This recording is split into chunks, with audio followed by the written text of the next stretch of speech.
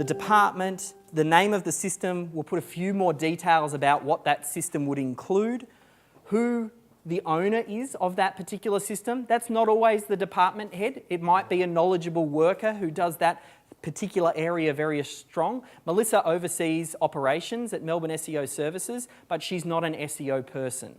So when it comes to how do we optimise a blog post, we would defer to Grace to help create that system.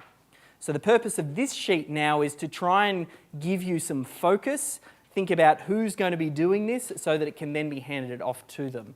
So you start off about transferring the departments, and that's why I said it might be easy to use the Google Sheets version, but in a moment you can just fill out 1 or 2 lines just so it'll jog your memory. But you fill out the department first, that just gets transferred from the previous sheet, as does the system's name.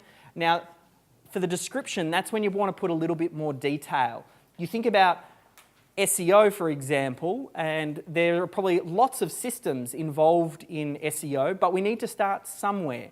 So I picked the idea of writing and optimizing a blog post and doing that consistently, because that's the central part of what we do for SEO.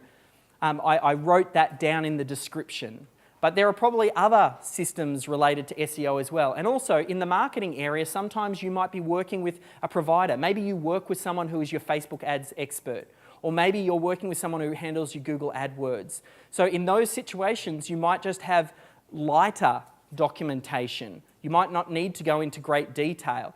Later on when we talk about creating the documentation, really the level of detail you go into for that documentation will depend on the team member executing that particular role. So if you've got high turnover or it's a lower skilled task, you might have more details.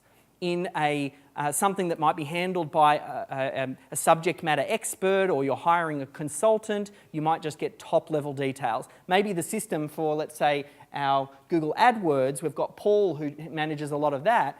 We work with him to go, well, what do you need from us to make your job easy? So what did I select for this particular system? I said, what is the system to review our account on a monthly basis? And it wasn't so much the running of that particular AdWords campaign. Then you think about the owner. Who would be the best person? Default is probably the department head, maybe.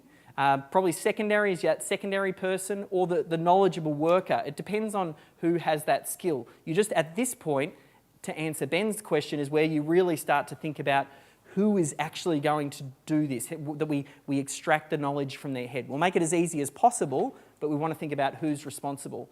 And then we also think about whether or not there are any resources. So you might have systems already in place, you might have purchased a training course, you might have other documentation that could make this process helpful.